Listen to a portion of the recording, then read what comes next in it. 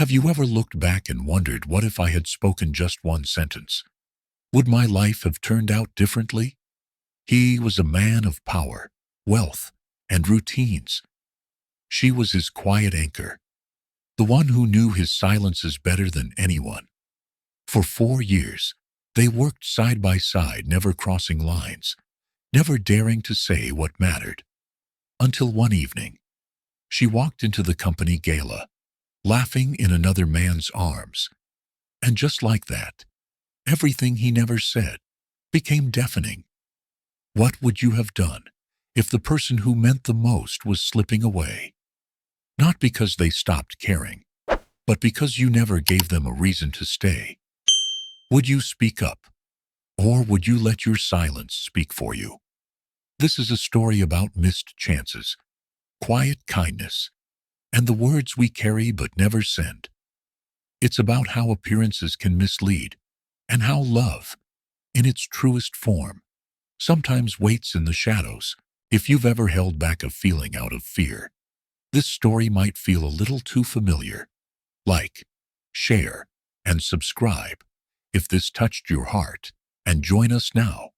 As we begin, Millionaire's assistant chooses another man. What happened next was shocking. Graham Whitaker was a man of habit and a few words, but every morning, Emily Dawson heard more in his silence than most men ever said. The elevator gave its familiar ding.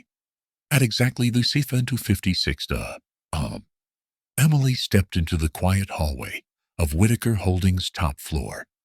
The sound of her heels softened by the worn carpet. In her left hand, she held her usual iced black coffee, no sugar, extra ice, in a tall, recyclable cup. She greeted the security guard by name, nodded politely to the cleaning lady, wiping down the elevator panel, then slipped into the corner office with practiced grace. The room smelled faintly of floor polish and the bitter edge of old coffee. The blinds rustled gently as the early spring wind teased through the slightly cracked window.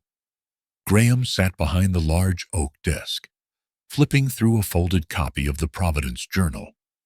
He always read the print edition first, before checking his sleek black tablet that sat untouched beside his mug. She placed the coffee on the coaster to the left of his tablet. It was 8:01. Morning, she said lightly.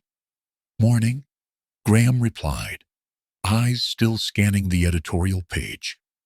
She sat at her desk, just outside his door, the gentle hum of her monitor powering on, blending with the distant whir of a fax machine down the hall. She organized the morning folder: financial updates, a meeting schedule, 2 client follow-ups. The day moved in quiet, professional rhythm, unspoken understanding, filling in the spaces where other offices might have noise. But that morning, something paused. At 8:17, Graham looked up from his paper, his gaze lingering a beat longer than usual. How was your weekend? Emily blinked, her fingers still on the keyboard. He hadn't asked about her weekend since, well, maybe ever. Nice, she said, meeting his gaze briefly. Went to the farmer's market, got some early strawberries, spent Friday night out with a few friends. He gave a nod, small, thoughtful, and looked back down at his screen. Nothing more. But Emily felt the flicker. The morning wore on. Phone calls came and went, emails responded to. At 10:34, Emily sent a quick text and smiled faintly at her phone. Graham walked past her desk just then, a folder in hand. His eyes caught the screen as he passed. The name Daniel glowed on the message preview. He didn't pause, didn't ask. But in the silence, something shifted. Back in his office, he sat down. The coffee she'd brought, now half finished, sat just off-center on the coaster. He stared at it for a moment, then gently moved it back into place. A small adjustment, almost imperceptible. But to him, it felt like reclaiming something steady. The afternoon sun angled through the blinds, casting long shadows across the deep leather chairs. Emily laughed at something on a call with HR. Her laugh was soft, genuine, carried a kindness that had made her well-liked on every floor. People remembered her birthday, brought her small notes. Even the barista downstairs slipped a cookie into her bag now and then. Graham noticed. He always noticed. He just never said much. At 5:02 p.m., Emily powered down her computer, slid her tote over one shoulder, and gave a small wave through the open office door. "See you tomorrow," she said. He looked up. Take care." She walked toward the elevator, chatting briefly with one of the interns by the break room. Graham stood slowly and moved toward his window. The view overlooked a quiet corner of downtown Providence. The street below, washed in golden light. The wind stirred the trees that lined the block, new leaves fluttering like tentative thoughts. From his window, he watches her leave. For the first time in years, he wonders where she's going. She had always been composed at work until that night, when Graham saw her laugh, like someone had uncorked a summer breeze. The old Athenaeum Library stood in quiet grace at the corner of Benefit Street, its stone pillars wrapped in ivy and the windows aglow with the warm flicker of string lights. The courtyard was dressed in soft music and gentle chatter. Sinatra's voice flowed from a vintage vinyl player tucked under the eaves, barely louder than the wind that passed through the birch trees. A faint scent of roast chicken and cinnamon-laced apple pie wafted from the food tables set just inside the arched windows. Graham adjusted the cuff of his charcoal suit and nodded to a pair of longtime donors. He moved through the garden slowly, avoiding the press camera by the steps and bypassing the open bar. He'd attended this gala for over a decade. Always the same venue, the same polite smiles. This year, though, the air felt different, charged in some way he couldn't name. Near the punch table, laughter burst out light and full of ease. He turned, and there she was. Emily stood in a deep green dress that shimmered gently when she moved. She held a folding fan in one hand, her fingers fluttering it more for amusement than need. Next to her, Danielle Rousseau stood close, speaking with the kind of confidence that came from years in public courtrooms, but affirmed by an unmistakable warmth. He gestured mid-sentence, and Emily laughed again, leaning slightly toward him, as if drawn by gravity. Graham watched from a distance, expression unreadable. He turned when a young reporter approached, voice chipper and recorder in hand. "Mr. Whitaker, could we get a few thoughts on the Foundation's new youth mentorship program?" He offered a quiet, practiced smile. The board chair would be better for that. Before the reporter could protest, he had already begun moving toward the side terrace. The marble beneath his shoes echoed faintly in the open air, the kind of sound that slipped unnoticed by others, but grounded him somehow. Outside, the night was clear.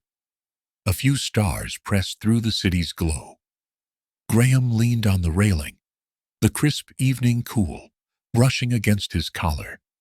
He stayed there for some time, just watching shadows move behind the gauzy curtains inside. He didn't light a cigarette, hadn't in years, but his fingers curled slightly, as if they remembered the shape of the habit.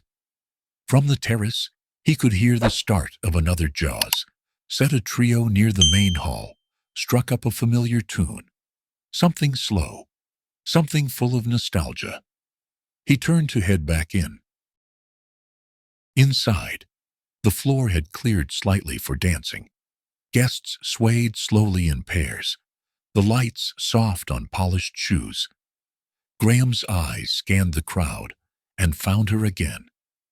Daniel was twirling Emily gently, his hand resting at her waist, her head tilted back.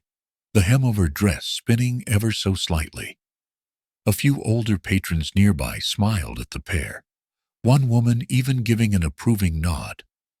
Graham stood just inside the threshold, a quiet figure against the chatter and movement.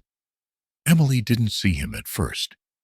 But then, as Daniel went to fetch drinks, she looked toward the doorway. Her gaze swept the room and landed on him. For a moment, neither moved. The music played on, but something had gone still between them. Her smile lingered, then faltered, just a fraction. Her hand twitched at her side, as if deciding something unspoken.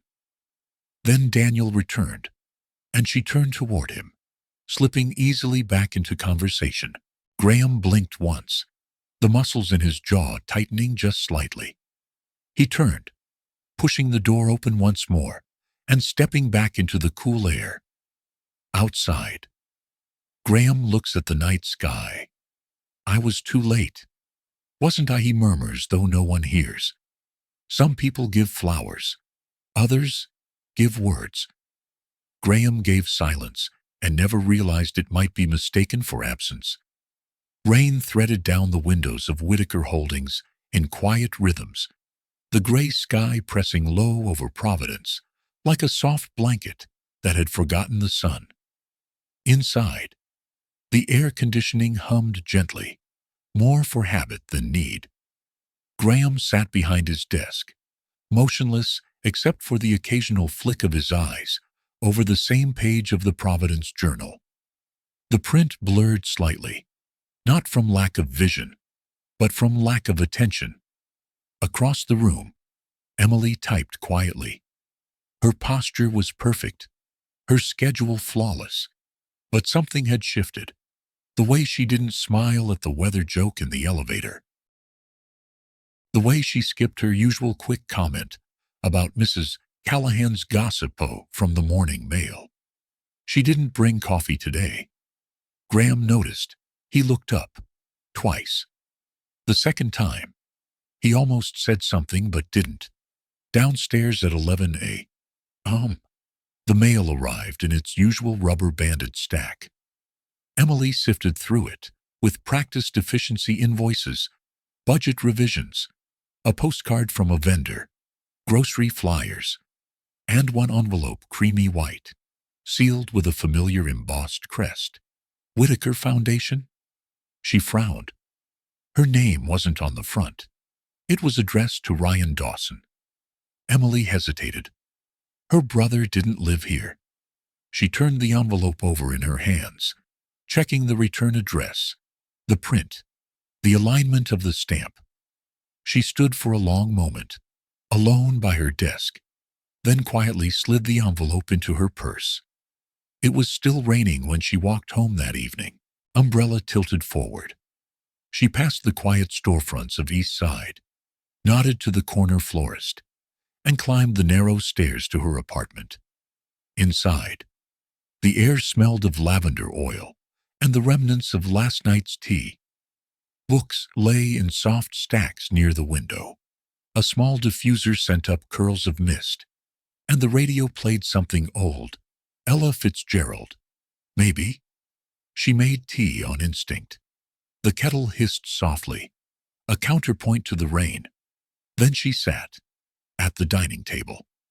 The envelope waited like a question that had already been answered. She opened it slowly, careful not to tear.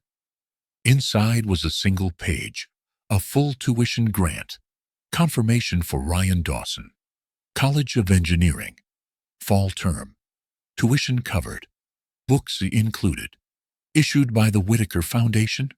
No name at the bottom, just the foundation's standard closing line and a watermark seal. But Emily knew. She knew the language, the phrasing.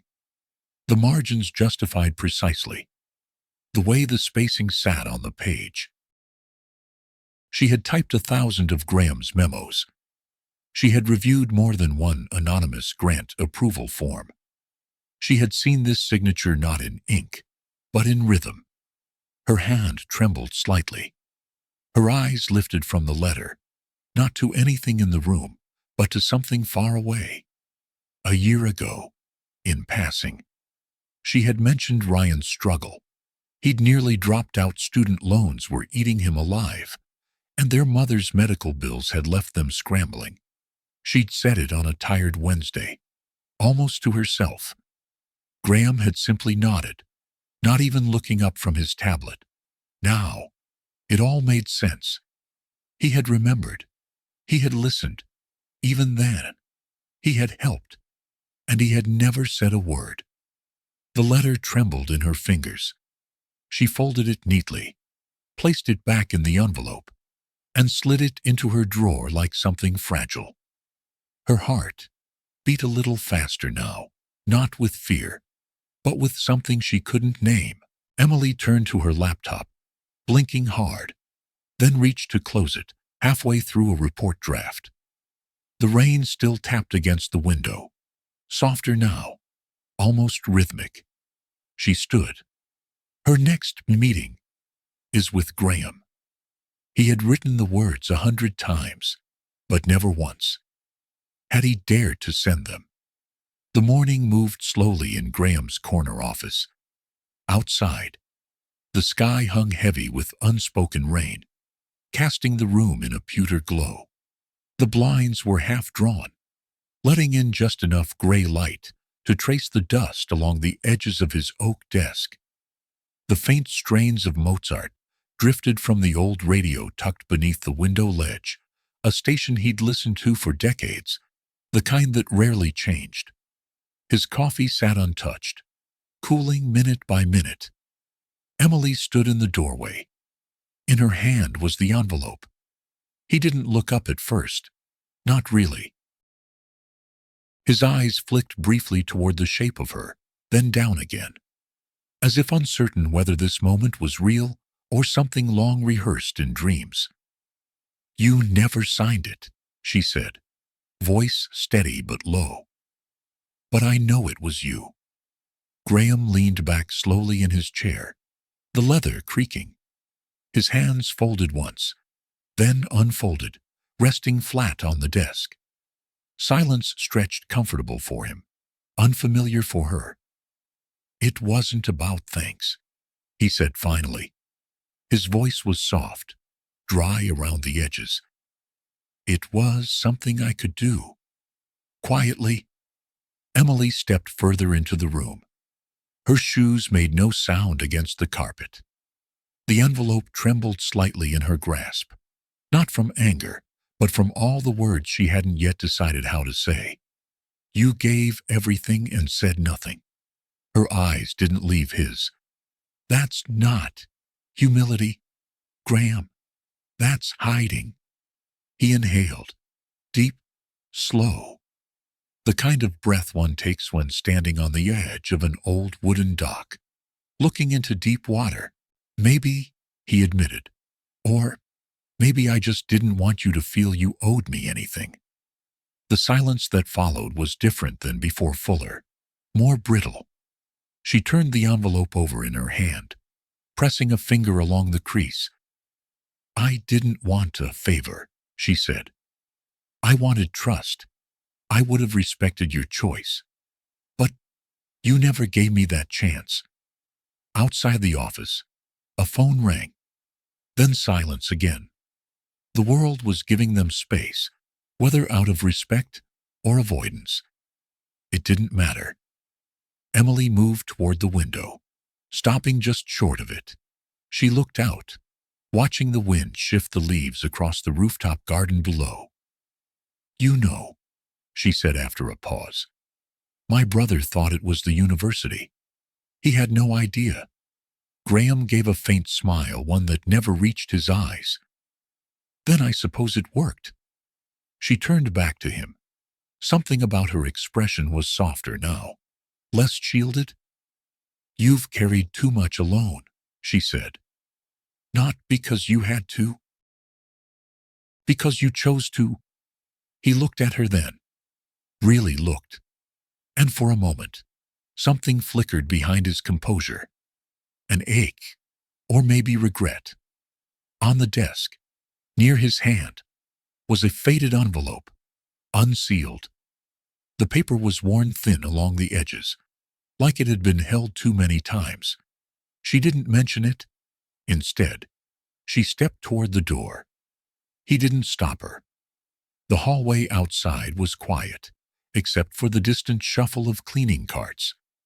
As she passed the janitor's desk, she borrowed a pen, thanked him by name, slipped $1 in the small tip jar. Without a word, she walked toward the elevator, not hurried, not hesitant, just certain. Graham remained in his chair, eyes fixed on the old envelope, unmoving. Behind her, the elevator dinged. She stepped in, then turned. "For what it's worth, I would have chosen you." She didn't quit, but something in her presence quietly resigned. In the 2 weeks that followed, the office felt oddly misaligned. Everything was in its place. Files were filed. Blinds were drawn halfway. The scent of furniture polish still floated faintly by mid-morning, but something essential was missing. Or rather, distant.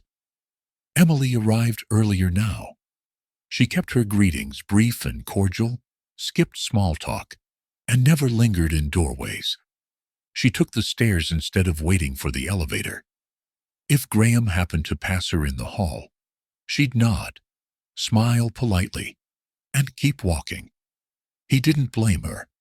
Most days, Graham found himself rereading her parting words not aloud, just within, "I would have chosen you." They rang differently each time, some days like a balm, other days like a reprimand. Always, they echoed. That Wednesday morning, he walked to work. It wasn't far, just 9 blocks from his brick townhouse, past the old post office, the florist with the faded awning, and the newsstand that somehow still carried printed editions. The sky was brighter now, May softening into early warmth. The sidewalks smelled of wet concrete and new leaves. He passed Rose's diner but didn't go in. Emily had been there earlier. The server said, sat in the corner booth, ordered pancakes and sausage links, left exactly $3 in cash. As always, smiled less than usual. He nodded, thanked the server, and left a tip anyway. Back in the office, he sat at his desk with a blank sheet of stationery. He wrote a sentence, crossed it out, wrote another, tore it up.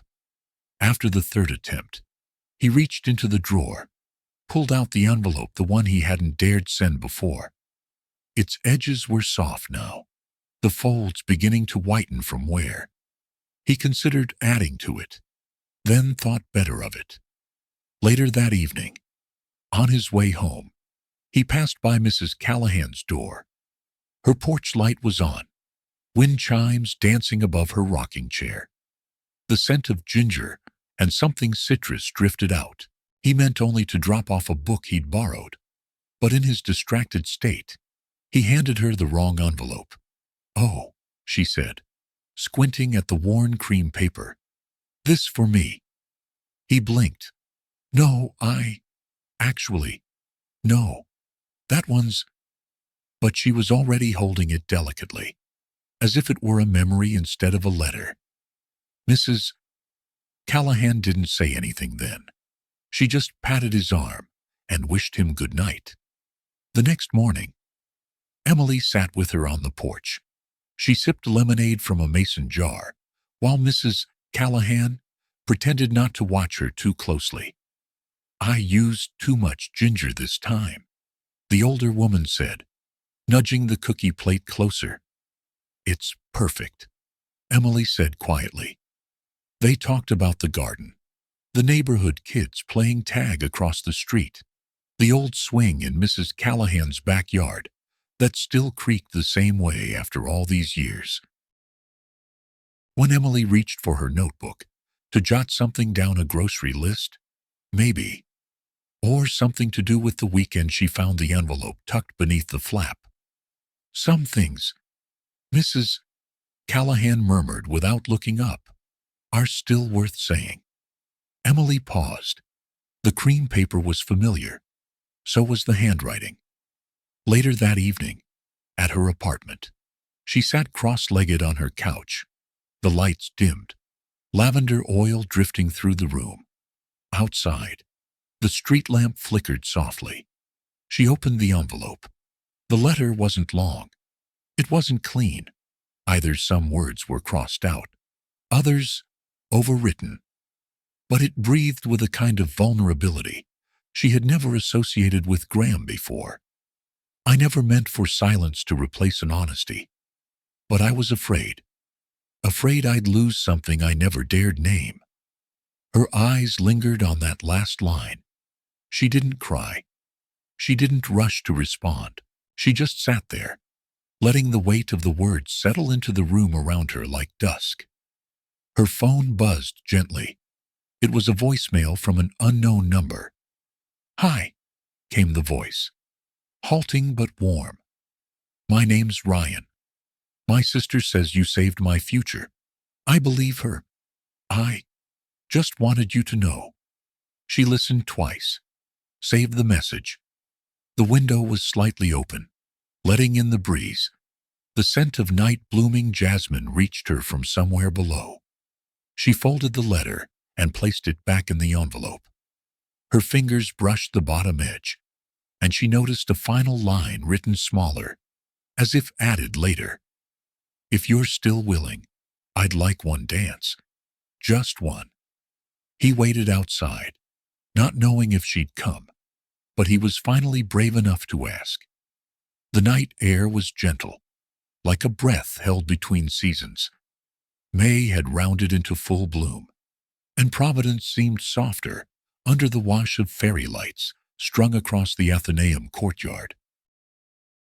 There was laughter near the bar, the subtle clink of glasses, and the slow shuffle of dancing shoes on stone. Graham stood near the entryway, one hand in his coat pocket, the other adjusting a lapel that didn't need adjusting. He had already made the rounds, smiled at donors, shaken hands with a few board members, politely declined a third helping of roast beef. But most of his attention was pointed toward the door. 1 year ago, he had stood in the same courtyard, just behind the marble columns, watching. Emily had twirled across the dance floor then, wrapped in emerald and lit from within. She had laughed free and full, and he'd realized, too late, just how long he had been hiding from his own heart. Tonight, he stood at the door.